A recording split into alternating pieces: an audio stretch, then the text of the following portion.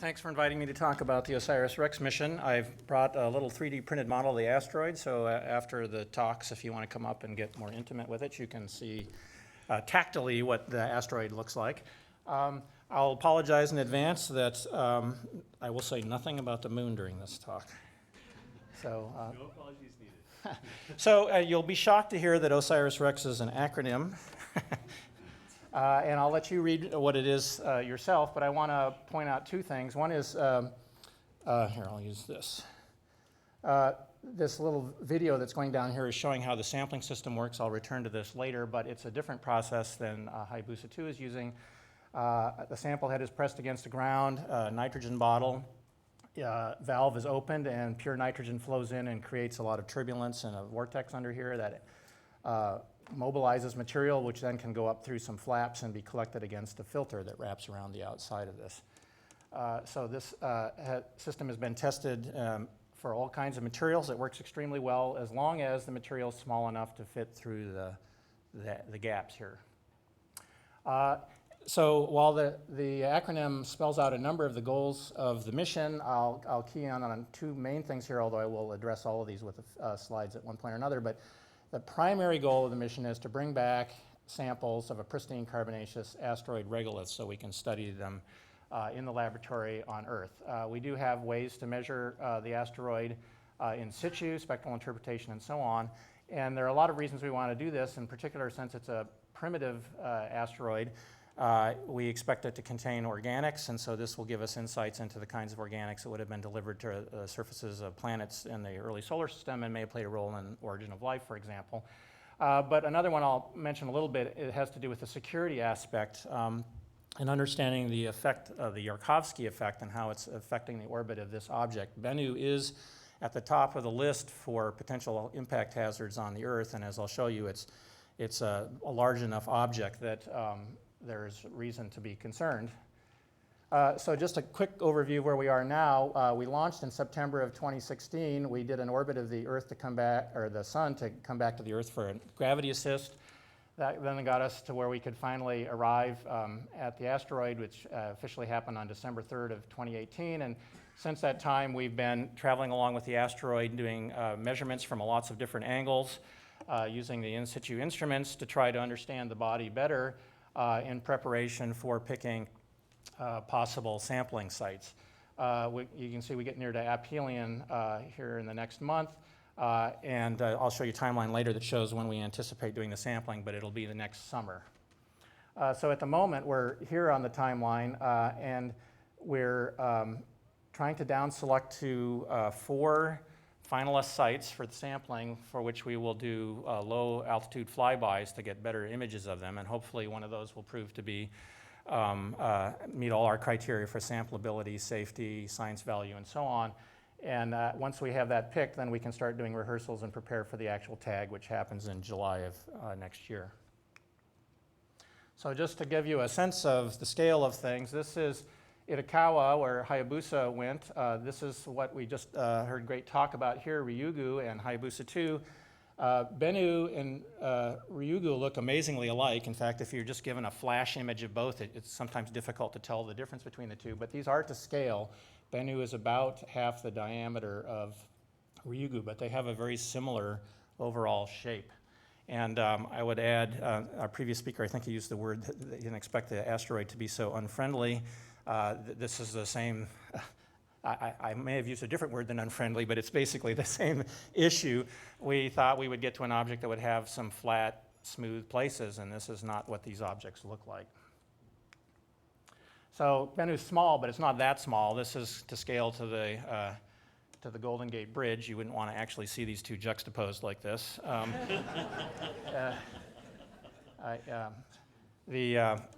But it's small enough that it's not the kind of thing that kills off all the dinosaurs, but it could definitely wreck your half of the state. So, and like I said, it is one of the objects at the top of the list that has chances to start having many possible impact encounters with us starting in the next century. So we really do want to understand this object. So a couple of things that the missions have set a few records, and you know they're records because the Guinness Book of World Records says so. We've got the record for orbiting the smallest body in the solar system and also having the closest in orbit, and I have to say it's sort of great, sort of awesome to be associated with a mission which is officially amazing, right there. So as we've been going along with the asteroid, we've been developing a very detailed shape model, so we know the shape and size and dimensions of this object. We also have good mass determinations of it, and it's clear that this object is a rubble pile asteroid. The bulk density of the overall object is only a little over a gram per cubic centimeter, which is not a reasonable number for any kind of mineral we associate with meteorites. So if you assume that the bulk of the material here is similar to CM carbonaceous chondrites, and I'll show you a few slides why that's a reasonable assumption, then you can come up with a rubble pile structure that contains 50% macro porosity. So this object is half empty space. So it really is a rubble pile. We have two spectrometers on board, OSIRIS, which takes near IR spectra, and OTES, which takes longer wavelength spectra. This feature, this area is where hydrogen stretching bonds fall, OH, NH, CH, that kind of thing. This is where you see a lot of the SIO stretches for minerals, and you can compare these to various meteorite classes that seem like reasonable candidates for this object, and the best fits you usually get to are to CM carbonaceous chondrites. The matches aren't perfect, but that's definitely the closest analog we can find. So this is one of the reasons why assuming densities and things for CM-type materials is appropriate. Also, it's nice for those who are interested in organics, the CM carbonaceous chondrites contain fairly abundant organics as meteorites go, and they can, many of them contain a wide diversity of materials. The Murchison meteorite is a CM meteorite, and it's, they've detected over 70 amino acids, for example, in that meteorite. So this gives us a good sense that we'll probably bring back primitive organic materials. So one of the things we can do with these spectrometers is measure the temperature of everything using blackbody analysis of this overall spectra. And one of the reasons we wanted to do this was to look for areas that had low thermal inertia, because that would imply that we had smaller grains of smaller materials, which would be more sampleable for us. We've confirmed that the thermal inertia is in fact low, but if you look at the images, you see they're utterly dominated by boulders. And so this is a bit of a question why this is going on. It's possible that for some reason the boulders themselves have low thermal inertia. There may be dust on the boulders, there may be mixtures of boulders with finer grained stuff, or some combination of these effects. But at the moment, it's not really clear why this low thermal inertia isn't being associated with large flat plains of dust or small rocks. I point out several things in this image that are important. One is, if you look at this, Bennu rotates in about a little over 4 hours. So if you're on the equator on Bennu, you come up at dawn and the temperature is down at around 250 Kelvin, so it's quite chilly. But by noon, you're up near 350. So objects in the equator go through a 100-degree temperature cycle every couple of hours. So in the lab, when you want to take a meteorite apart, one of the ways you can do that is free-thaw disaggregation. You get it cold, you get it hot, you get it cold, you get it hot, and the rock tears itself apart. Well, this is going on all the time at the equator, so it's quite, it wouldn't be surprising to find out that this thermal stress effect is actually affecting the material on the surface. Oh, well, actually, I want to point out, see, is there a way to go back? I want to point out. How do I go back?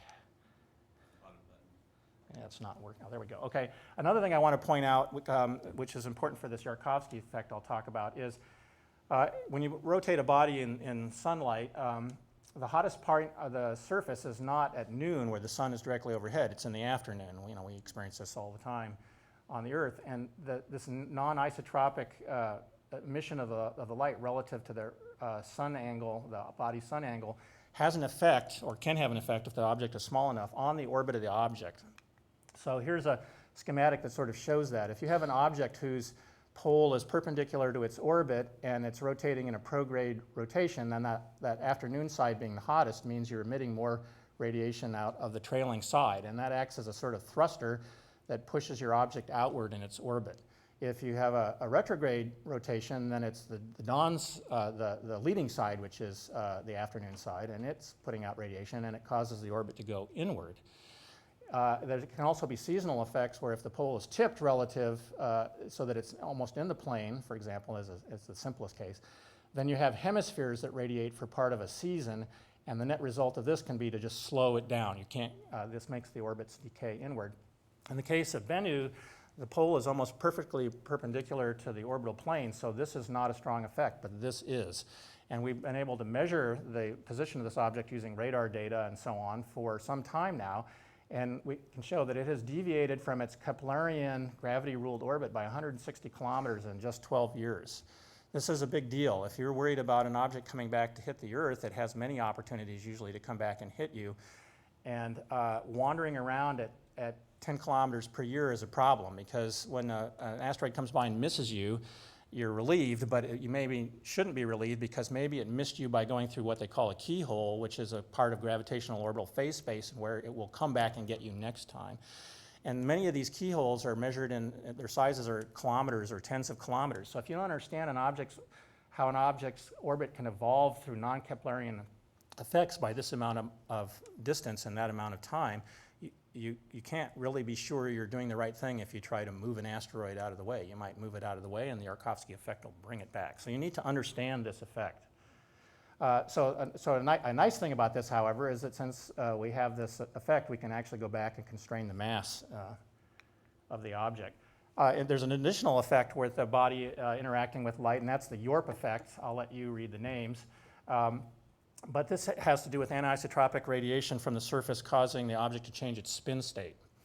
And in the case of Bennu, where we've been able to monitor the rotation rate pretty accurately since 1999, we can see that it's actually spinning faster and faster. It's speeding up. It's not very much. It's a few millionths of a degree per day, which doesn't sound like much, but this is going on nonstop. And the result is that you get a Yorp doubling time for the spin rate of 1.5 million years. So in 1.5 million years, this thing will be rotating every 2 hours, not every 4 hours. And at some point, you reach a state where things that are at the equator don't really know they're part of the asteroid anymore because you've negated local gravity. So there's a number of things to point out in this picture. One goes back to a question from the previous talk. These pictures look like they have light and dark things here, but this is all, sort of adjusted to give you good contrast. Most of the things that are dark here are really dark, and the things that look lighter are just dark. So a lot of the surface is darker than a charcoal briquette, and only a few things are brighter than 10% in albedo. So, here you can see a plot across the boulder, and these numbers are all very low. A couple of other things to point out is, in the proposal, we said we would go down and we'd find a place that's 25 meters across and flat and has small grains in it, and we'll go down and get the sample there. So if you spot a spot like this in any of the images I show you, please point them out to us. So unfriendly is not really a bad word for this. It's very interesting, but it's not the easiest place to sample. But I also want to point out a couple other things. So those of you who work on actual samples, like I do, of meteorites, when you think of carbonaceous chondrites, you often think of the Allende and Murchison meteorites. These are some of the biggest ones that we have collected. Well, these are objects that pre-atmospheric entry were on the order of a meter in size. Well, in this image, a meter in size is maybe one of these little things down here. So we know from the carbonaceous chondrites we've collected that they're almost always breccias. They're broken up rocks that have been reassembled. That's at that scale, but we can see now in images like this that this sort of brecciation it goes to much higher scales than we have ever been able to sample or will be able to sample this time. This rock clearly contains a material here and material here that are different in some very fundamental way. Another thing I want to point out is many of the rocks you see are cracked. They show whole networks of cracks, so they've clearly been breaking in situ, and this may have to do with this thermal stressing. Okay, I think that's all I wanted to say about this. But since the gravity is very low on the surface, at the equators, it's about 3 microgravities. At the poles, it's about 8. Gravity is not the kind of dominant force that we're used to, and so you get things like boulders perching on things, and it does not take much to move material around here. Again, if you see any 25-meter flat places, please point them out. So there are crater candidates on the surface. The gravity is so low that the morphology of the craters isn't quite as classic as you might expect from your images of craters on the moon or other things. But we do find places where you see depressions, and a lot of the boulders have been crushed or moved out of the way. And often these craters are some of the closest things to sampleable locations. So there are a number of craters that can be identified, and the large craters, the count suggests that we're actually looking at a surface that may be fairly old, 100 million years to a billion years, but there is a paucity of smaller craters, which suggests that small craters are being erased by impacts and also possibly by the mobilization of material by other effects. So here's one of the big surprises. Bennu is an active object. We have seen a number of major events where large numbers of particles have been detected being ejected from the surface. There have also been a number of minor events where much more modest numbers of materials come off.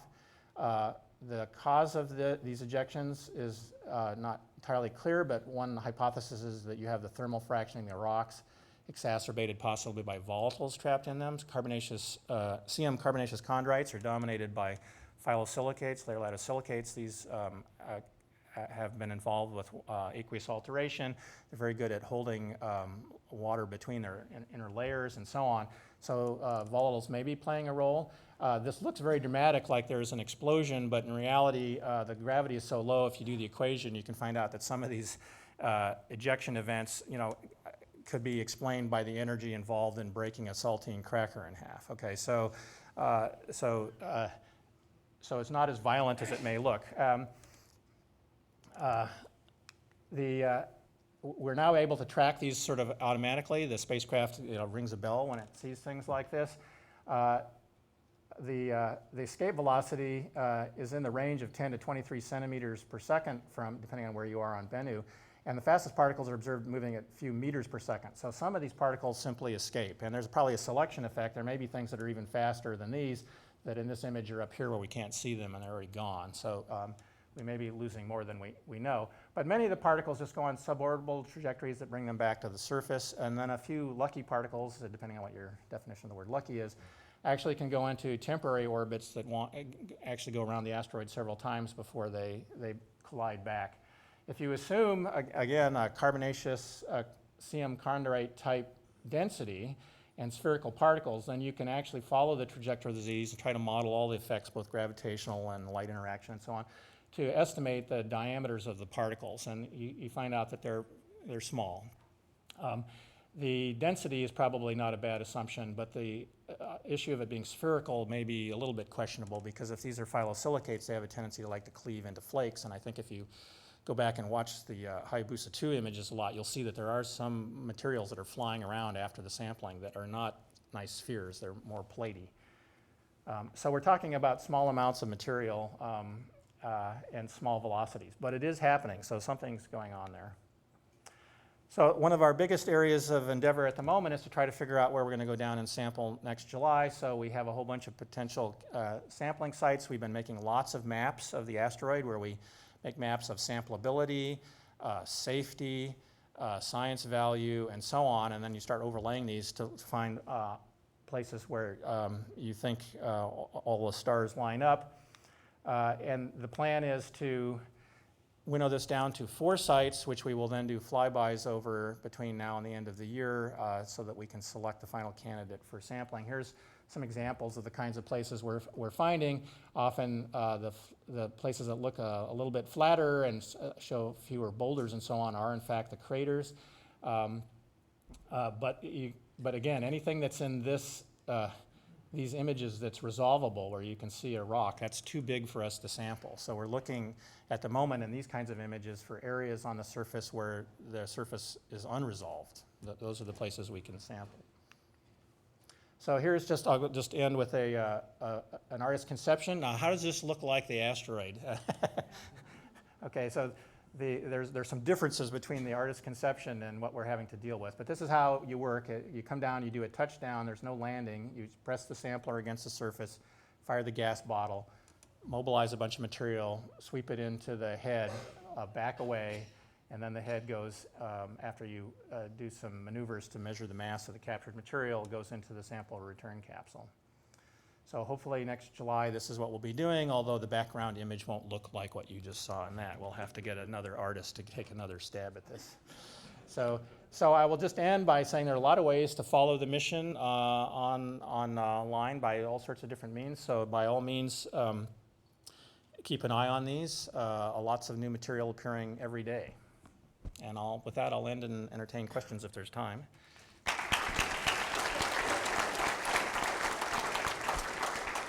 Thank you very much. Please, the microphones or this one? Carly? Delightful discussion, Scott. As you were talking, I was thinking more about these particles that are ejected. And you mentioned that they're small and some return to the surface. If that's the case, is there any place that they may, through time, accumulate on the surface that would be advantageous to you?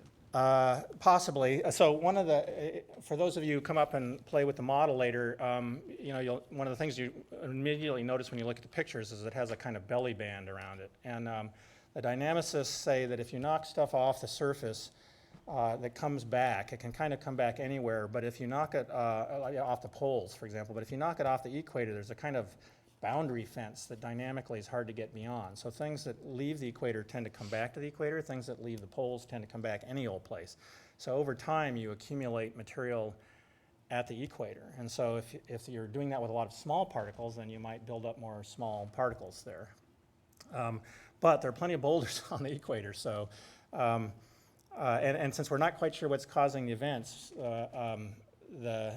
it's not entirely clear what the dynamics are going to give us in terms of size ranges and stuff. But so far, everything we've been able to look at is really pretty small. And there could well be in those pictures lots of other things that were ejected which are far smaller, but they're not big enough to be seen. I mean, all of these are unresolved particles. Even the things we're saying are 5 centimeters across are just a pixel in the images. So there could be plenty of things that are lots more particles that are smaller. But yeah, I would be delighted if some of the dynamics are actually helping us find a good place, because this really is our biggest challenge at the moment, is to find a place. The asteroid clearly did not get a copy of the proposal, and we knew very early on that there were no 25-meter wide flat dominated by small grains places, and so that's going to make it a bit more of a challenge. But the navigators are working on a way to give us a much smaller error ellipse, so we can actually target a much closer zone, and so we don't need to find such big places. And so that's the effort right now, is to narrow it down and find the place that'll be the winner. So I have an observation. So the very first picture that you showed, where you said the contrast had been adjusted to bring out the different shades of darkness, so to speak. On the lower left corner, what appeared to be a small boulder or something like that, which had a stripy or a laminated pattern. That looked very unusual. I mean, knowing what the carbonaceous chondrite looked like, I don't know if it has been spotted or if you have any thoughts on that. Yes, that's why I wanted to call attention to that. One big boulder has sort of two halves that look very different from each other. And then also to point out that the scale of what we know about carbonaceous chondrites is associated with receiving materials that are like the smallest little dots in that image. Okay, so there's I'm a sample guy, so I'm happy to talk for hours about how wonderful samples are, but you always have to remember that there are going to be certain biases to what you learn based on restrictions associated with the sample. And if you have a sample that's the size of your fist, you can't say anything about brecciation at the size of a meter. And so clearly, if this were the object that's one of the parent bodies of the CM carbonaceous chondrites, it would suggest the samples we have so far don't necessarily sample all of the morphologies that are present there. So obviously, one of the things for science value when we sample is we'd like to find a place where we have a reason to believe that when we grab all our materials, we'll be hopefully getting grains that are representative of all these different morphologies. I mean, because you're not only going to learn from the individual materials, but by contrasting them, right? So you really want to compare things if there are differences. I should point out that all of these images and everything are designed to help you see differences, but the reality is, in terms of albedo, the thing is just really black almost everywhere. There are very few exceptions, and I showed you all those IR spectra. Those spectral features appear everywhere. They get stronger and weaker in some locations, but there's basically almost no part of the asteroid that isn't dominated by these. There's a few few boulders around that have different spectral signatures. So that's nice in one respect, which is if we're having a hard time finding lots of places as candidates to sample, at least from a science perspective, anything that's safe and sampleable is probably just fine because the samples are uniform enough across the surface that you can't get a dud sample out of this object. There's no way to do that. Okay, last question. This is really cool, both the asteroid missions. I was wondering, have you seen any surface changes over the timescale of the mission, either associated with the ejection events or otherwise? We would love to, and we've looked. So there's plenty of evidence in the surface images that there is mobilization of material. Things move, boulders move. There's this motion towards the equator, presumably. We can, on the basis of these ejection events, actually track back the trajectories and sort of predict roughly where all this stuff must have come from. And then you can go back and look at the previous images of that and compare them against later images, and it would be lovely if you could find a smoking gun that shows like, hey, this rock broke in half or whatever. But the problem is that the grains we're talking about ejecting are measured in centimeters, and our resolution, you know, in most of the images is 5 centimeters or higher. And when the energy of the ejection is a saltine cracker, not a stick of dynamite, you could potentially look at exactly the boulder it came from and see no real difference yet. So, but we're tracking these things automatically. We're hoping we'll see a lot of events. We'll get a lot of trajectories. We'll start to be able to figure out where do they, you know, is there any preference for where they come from, and track them back. And then the hope is that over time, you know, we will eventually be able to spot a place where something has changed, and that may give us some real big clues as to what's actually going on. So it's not that we haven't tried, but really it's kind of beyond our capability to see such a small event as a before-after difference right now. Thanks. Okay, let's thank Scott again. All right. So during the coffee break, I'll stand around.